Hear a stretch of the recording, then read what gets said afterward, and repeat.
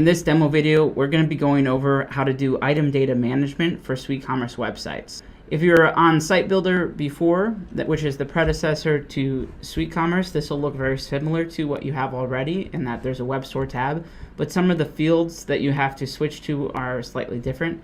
If you're a new SuiteCommerce customer, then this is what an item record looks like in NetSuite. You may not already have all of your item records set up yet, so we'll help set up some test items. But once there's some test items set up, your record may look something similar to this, and there'll be this web store tab, which is what we'll primarily be focused on today, is this web store tab. To navigate to your items, you'll go to Lists, Accounting, Items, and do a Control left click, and this will open it up into a new window.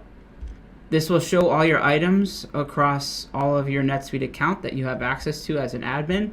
And because we've already set up a basic SuiteCommerce base theme website just for testing purposes here, I'm just going to navigate to a product that's already on the website so I can use it as an example. So I'm going to use this XLR Precision Circular Saw. And to get to this, I can go right to the search bar and type item XLR, and it'll pull up the item. And I'm going to do a Control left click one more time to open up into a new window. Now let's walk through some of the critical components of how the website interacts with NetSuite. There are a few primary areas that this occurs. One is on the customer record, one's on the item record, and then there's commerce categories, and then obviously there's some shipping and payment information as well.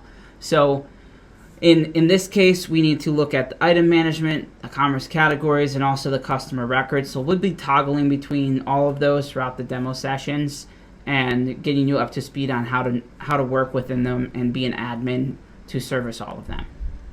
So let's start on this item record in a little bit more detail. During your implementation, you'll be able to select all your locations, all your vendors, and you'll be able to set all the different pricing information with your different price levels here. These are accounting lists. If they're not set up yet, they're called accounting lists, and they need to be set up as your price levels. So when the customer that is logged in has the base price established on their customer record, then they will get this price when they log into the website. If they have alternate price 1 established on their customer record, then they're going to get a different price for this specific item on the website. So that's one way that the customer record interacts with the item on the website. When you install different extensions on SuiteCommerce, there may be other of these sub-tabs that show up on the item record, like SuiteCommerce Product Reviews. This will be able to see all the reviews for this specific item. There might be other generic items, like for grid order, or there may even be other things like the best sellers extension and how you want to configure that. Other than that, everything else will be entirely in this Web Store tab. Now I'm going to edit the record, and you'll notice that, see how all of this shows up as kind of HTML here. As soon as I click edit, it'll show it up in a different format, which is much more readable. So let's click edit. Now we can see that the fields are able to be edited, and you'll notice right here, notice how what used to be all code-based, it is now more as a bullet point. So much easier to work with the data. If this display in website is checked, then this item will display on the website. If it's unchecked, then it will not display. Just to test this, just for this testing purposes, let's uncheck it and save the record. Now we also need to do a cache and validation request. So we'll go to Commerce, Content Management, New. Even though the data is live, this is a good way just to immediately test things. So we're going to select the domain that we have set up, move it over, clear cache for whole domain. And now we're going to go over to our website. See this XLR Precision Circular Saw? We're going to do Control-Shift-R on the keyboard, which does a hard refresh of the browser. And we'll see that the item is no longer on the website, and that's all live. So let's type in, just to be sure, XLR, and there are no results. Now let's go ahead and do the opposite one more time. So we're going to go back into the item record, click Edit, and we're going to click Display and Website, and we're going to save it one more time. Now the record saves, we could just go to the view only of the web store tab, see it displayed. Let's go back and do a cache and validation request one more time. Do a Control-Shift-R on the website to do a hard refresh. And now we see it show back up on the website. If you have the item already added to a commerce category in your header, then even though it's in the commerce category, if it's displayed to not be on the website, it will not show up in any of the categories either. Now let's go back to the item record. We're on edit mode, and let's continue going through what all of these fields mean and how to configure them. We've talked about display on website. Let's talk about this page title. The page title is an important SEO component, and it's good for the user experience. So for this item, we're going to say XLR circular saw, and then we're going to say, in this case, we're going to say, I like to put these vertical lines and say anchor group test website. Right, so this will show up in the tab. See how this says cache and validation request tool at the top, or welcome to the store? When you go to a product detail page, this will show up then in that tab as the page title. So let's go to an item and show you what I mean. If I go to circular saw, we'll look right at the top. See how it says XLR circular saw? As soon as I save this, it'll say XLR circular saw, vertical line, anchor group test website up here in the tab of the browser. That's a different selection than XLR precision circular saw. That exists right here as the web store display name. And by default, you can tell that this is getting pulled into the page title because there's nothing selected here. So let's go ahead and do this test and save the record. And we'll notice that we'll say saw 2 just so we can see a difference in the display name, and then we'll see what the page title looks like as well. I'm going to click save, and I'm just going to go right to the website. I'm going to skip the cache and validation request, and I'm doing Control-Shift-R, and you'll notice that cache and validation request isn't always needed. It's just a good measure and good step to make sure the browser is refreshed. That step can be skipped, and updates can still happen on the website just by refreshing it. So now we see the web store display name has this updated with the 2, and we also see up here that it says XLR circular saw, vertical anchor group, and that's how we edited those 2 fields. Back in the item record, we see web store description, detail description, and feature description. You can add additional custom fields here, and they can be configured to show up as tabs on the product detail page. So let's take a little peek at this and see how it's coming in. All of these, if we're looking at the descriptions, they actually are all copy and paste. So we're going to do something to see how they are different from one another. So we're going to go web store description field, and we're going to go detailed description field, and then feature description field. And we can just validate how this is being configured right now. And let's go ahead and click save. We're back on the website. Now we'll do Control-Shift-R. And you'll notice that this is pulling from the field that says detailed description field. If we wanted to show those other tabs, we could go through SuiteCommerce configuration and add them that way. So let's go into the web store tab.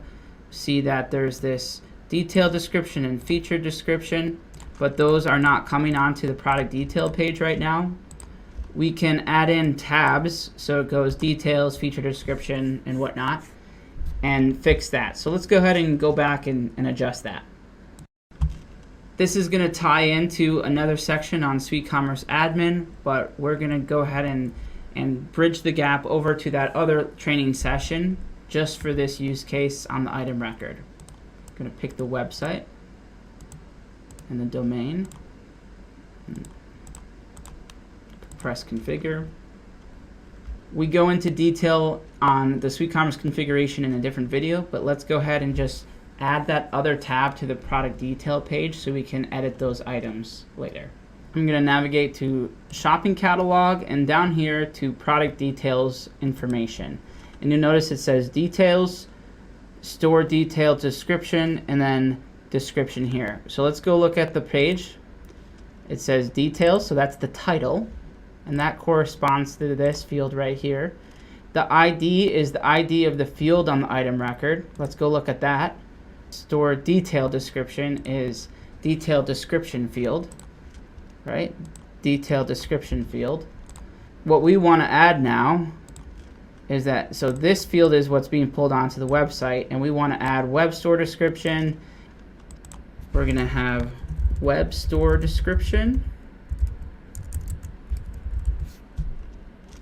and we got to pull in the ID here. So let's go to the item record, pull web store description, and this will work for any custom field. I'm going to click add. So let's go new cache and validation, clear cache for whole domain. All right, now we see web store description and the details here that correspond to the product details page information, and they source from the item record. And that is how we add other fields and show up as tabs on the product detail page. Beyond that, it sometimes can require some theme and extension development to get more data arranged how you want, but there is some configuration ability just directly from the ERP in this way. Let's move on down the item record to the stock and pricing behavior. This is a pretty important section, and I have some thoughts on how to organize the out of stock behavior. So out of this whole section, it typically is where the out of stock behavior is the most important element to discuss here. There are 4 different options: disallow back orders but display out of stock message, allow back orders but display out of stock message, remove item when out of stock, and allow back orders with no out of stock message. I would recommend that you never do this option, which is remove item when out of stock. One of the biggest consequences here, if your website is not fully password protected, is that when the item gets removed when it's out of stock, then you get left with a URL that is a page not found. And that's not really a good thing when it comes to an SEO perspective. So it should be rare where this selection is ever used. Now, there are a few other options here that are just going to be depending on what your needs are. Probably the most common are to either allow back orders with no out of stock message, or to disallow back orders but display out of stock message. There is a native solution called back in stock notifications or stock notification, that one of these have to be selected, and I'd have to double check on the documentation, but I believe it's any of the ones where it shows out of stock message is where you would need to be able to enter in your email, and then you get notified when that item is back in stock as a customer. So there are different selections here that have downstream impacts. Let's look at an item on the website that has an out of stock message though. So we'll go to the website. Let's go to the shop tab just to see all the items. And we're just going to scroll down and see what we can find here. All right, here we go. This is what it shows. It shows out of stock message, and we're going to click onto here. You notice there's no add to cart button, and this is because on this item, I suspect that it's where back orders are not allowed. So let's go ahead and look at this item just to confirm my hunch. Open this up. We'll go to the web store, and here we go. Disallow back orders but display out of stock message. So my hunch was validated there on why that behavior is like that. We'll kind of continue along here towards the search engine and field section. There's a few areas here that are some of the most universally important. This meta tag HTML, the URL component, the search keywords are the 3 in this section that are some really important fields to talk about. The meta tag HTML is most important when you're looking for Google search results. This is what shows up in Google when you search for any type of keyword. It'll show this on your Google listing. This is the description that shows up under your item. This does require an HTML version. Now, we do have a script that can automate this population of this, and that works quite effectively, so you ensure that you always have data in this field for a meta description based on other fields on the item record. So I would recommend asking your project manager about that script to see if it's a good use case for you. The URL component This is automatically populated when you first add something to your web store display name. When we first edited this record, it was just this section. It did not have the 2 on it. So because of that, since as soon as it was first created, that's how it took the URL component. It always keeps them capitalizes and just puts a dash in between. Personally, I don't think that it looks good to have a bunch of capitalized letters unnecessarily. The only case for that, in my mind, is something like this, like XLR. Otherwise, I do like to manually adjust it to be a lowercase. The URL component is what shows up on the website when you go to that product detail page. So let's navigate to this product and see what I'm talking about. So we'll go back, go to the shop button, go here, and you'll notice that up here in the URL, it's whatever my domain is / the product, XLR-precision with a capital P, because I have not saved my item record yet, right? That I just made those changes on. I can go back and change this to maybe a -2, but keep in mind, now that I've changed my URL component, it's really important to set up a redirect whenever you change your URL. So be cautious of changing the URL component, because should one of your customers already have that URL, then it would go to a page 404, page not found. Or let's say Google already crawled your website, they would ding you on your SEO and drop your rankings for that item, since they see that it's a page not found and what they crawled before is no longer a valid URL. So if you change your URL component, make sure you set up a redirect for the old URL, and we will go through that in a separate video. Now moving on to search keywords. This is more for your internal search bar on your website. So let's look at this. It's for this search bar right here. So XLR. We can set up type ahead functionality, decide which fields on your item record this search bar looks into. But one of the common ones is just using this field on the item record, which is search keywords. And I like to just add in whatever fields I feel like are most important, maybe even misspellings or common phrases that are not typically on your item record that you use, but maybe other industries or some of your customers have different ways to describe the product. So you can type in your keyword, maybe precision tool is a word where you want, if they search precision tool, then it shows up this product potentially. And just separate it by commas here so the search bar can leverage it when it's been configured to use this field. I want to circle back to this meta description here when I mentioned the HTML. It's important to note that the item record needs the HTML format like this, but the commerce category will automatically convert it already. So just copy and paste this format. Otherwise, by default, it will use your description of your item, but it's always best to have something more specific and to the point that's optimized for your conversions on their website when people are clicking through on the Google listing. We're getting close to the end of the item record, and there's a couple things we want to go over. Associated images, which is the product image on your product detail page. So let's go ahead and open this. I'm going to click this link, and you'll notice that this is the image that shows up on our product detail page in the slider. If you have multiple images and you have the slider functionality enabled, then you can click through the multiple images. There's a little bit of a technique for adding the images to the item record because it's based on a naming convention, which I will go over through shortly here. The image alt tag can be automatically added here if you use a script. This has a 33 character limit if you manually edit here, so I'm now at my character limit. We do have a script that automatically populates this similar to the HTML here, and it based on other fields and dynamically adds it by each associated image on this item record.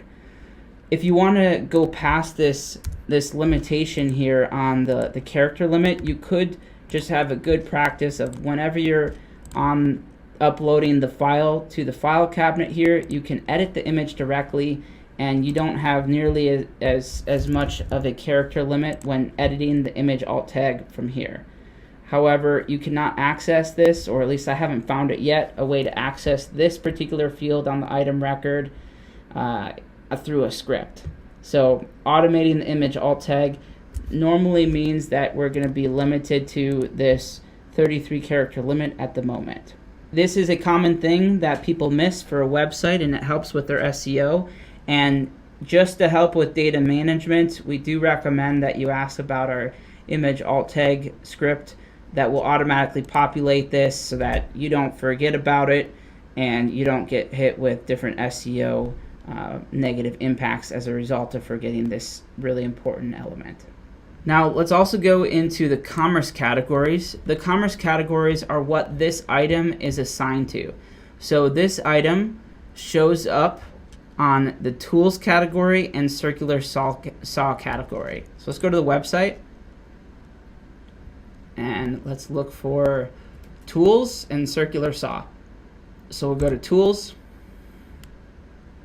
and we can find it right here. And if we go to the circular saw category, we also see it there too. The problem with this, and it's kind of annoying that this is the case, but you can't add this item to commerce categories from the item record. You have to go to the commerce categories, which we'll show in another video. But we have made a solution for this where we source all the commerce categories onto a custom field on the item record, and you can use a multiple select option to decide which commerce categories that this item is going to be assigned to, and we have a script that will automatically add or remove it from the commerce categories based on that selection. This is another data management feature that we released, and we actually use all of these data management scripts I've been mentioning within our own internal NetSuite environment too, in our own SuiteCommerce site. I do recommend them because I use them myself, and it really helps any SuiteCommerce admin manage all the items and manage the website as well. So until then, if you decide not to get that solution, you do have to go directly into the commerce categories in order to add an item to the commerce categories. You can't do it directly from the item record. And we will show the commerce category in a separate video. Now let's go on to related items. Related items are really important for doing any type of upsell. They help with internal backlinking throughout your website, and they quite honestly just add content to the product detail page. And it's a good way to buffer up what exists on your product detail pages. The related items are different from correlated items in that related items you can manually upload to the item record and decide what shows up here rather than them being automatically selected based on other types of data. So let's say you wanted to perform circular series saw, lightweight circular saw, tabletop miter, and protective glasses on the product detail page. Let's go into the circular saw, XLR circular saw. Let's scroll down and see the difference. See, here are those related items right here showing up within the slider, and if we add more, it'll just become a slider. And then the correlated items are based on purchase history or based on other people's purchase history, other customers, and how they also bought. So that's based on your sales order data, where you may also like, or related items. You can label this whatever you want. This is based on a manual selection on the item record here. And you can do this as a CSV import as well. If these other related items are not set to display on a website, then they won't show in the product detail page either. Now let's add another associated image, and I could walk you through the naming convention with a test image that we want to add to this particular product. The way associated images work when you're uploading images into NetSuite is when you upload the image to a specific folder in the file cabinet and using a naming convention on the file name, it'll automatically associate to the item record. There are some pros and cons to this. One of the cons is that you have to have a specific file name format, and also the file name format is associated to a specific field on the item record, which you can determine what that field is though. We'll go to Commerce, Websites, Website List, and we're going to click on our specific website that we're using. And then we're going to go navigate to images. and we can see it right here. Image file name format. And then it tells the delimiter and the structure delimiter, and then the image file name format right here, it produces an example. So you can determine which field you want to use, whether it's the item name / number or display name. Typically, the common configurations are to use this field, display name / code, or item name / number. Now the next step is we're going to look deeper into the associated images and how to add another test image, which I've created already, to this product and have it show up on the product detail page. We're going to go into the file cabinet.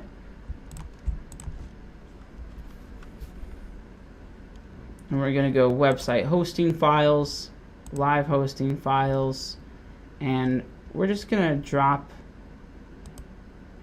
the images in here. We could create a new folder if we wanted to, but I'm just going to keep them consistent in this folder. So I'm going to add file.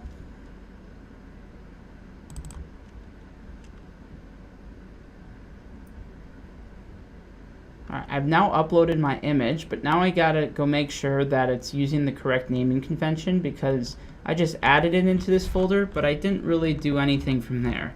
It's called test image, so we're just gonna go search for it, test image, right here, and we're gonna click edit on the file. This is a good time to go ahead and make sure that we have an image alt tag, so test image, anchor group image alt tags demo, and then we're going to just put a few numbers here just to show the character limits. And we can see the images down here, and this is the file name that we have to get right. Okay. So this will not show correctly on the item record until we follow the naming convention. So let's go back into the item record. We'll copy and paste this. And go like this, and we'll do .media.jpg. We're going to click save. And now let's go to the item record. Let's refresh it. Go back to the web store tab, scroll down, and now we see that there are now 2 images, and we can also see that this image alt tag does not have the character limit, but it does pull in directly into here. So now let's go onto the website, and we're going to do a Control-Shift-R, and now we see this image is here.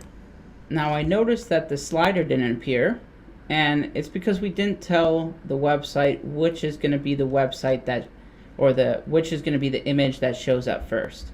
So let's go back to the item record. We're going to click on each of these, and then I'm going to just edit the file to show you what you have to do. What you need to do is follow the naming convention, and then you need to do an _1 or 2 or 3, and that tells it where it needs to order that image throughout the sliding process. So this image is going to show up in the first position, and then this image is going to show up in the second position by default. So let's go over to the shopping, and we'll go back over here.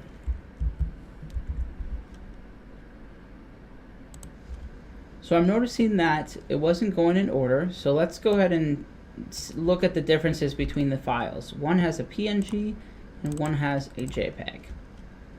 So let's go ahead and add another test image that is also a PNG, or that is also a JPEG.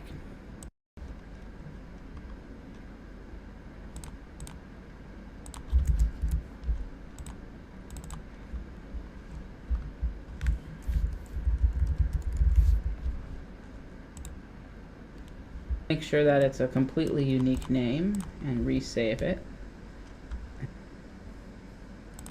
These are listed here. So the PNG, because it's a different file format, it didn't follow the order. So let's go ahead and just delete the PNG version so that we can get the circular saw as the first image that shows up. So let's go back here, and we're going to say, you know what, this particular circular saw, because it's a PNG, I just want to I just want to keep it consistent, so I'm just going to rename this something different, like this, and then I'm going to save it, and it's going to still exist as a file here, but it won't show up on the item record when we refresh because it doesn't match the naming convention. So go Web Store tab, and we'll see that it no longer shows up. Now let's go test to see if this image 1, which is our saw, comes first in the image slider. So we're going to do Control-Shift-R. We'll see that there's only 2 images now, and that this circular saw doesn't indeed go first, followed by the second one. And we'll go back over here to the product listing page and see that this is the first image. And the reason why they were showing up as not in the right order was because I had one image as a PNG file format where one was a JPEG. So if you're trying to use the ordering and the naming convention, make sure the file type, the file format of the image matches as well. And that is a brief overview of item data management within NetSuite for your SuiteCommerce website. At this point, you can go throughout the item management setup process. You can build additional items. You could start with the CSV imports based on all the fields that we discussed here on this call, and you may even find other fields that you want to import to be able to leverage on the website as well. Maybe that is through different extensions, through a little bit of development, or maybe it's just more informational purposes as well. So let your project manager know for your project on what you need exactly, and they'll help guide you through the project. But this will get you started in the right direction and how to manage your item data for your SuiteCommerce website.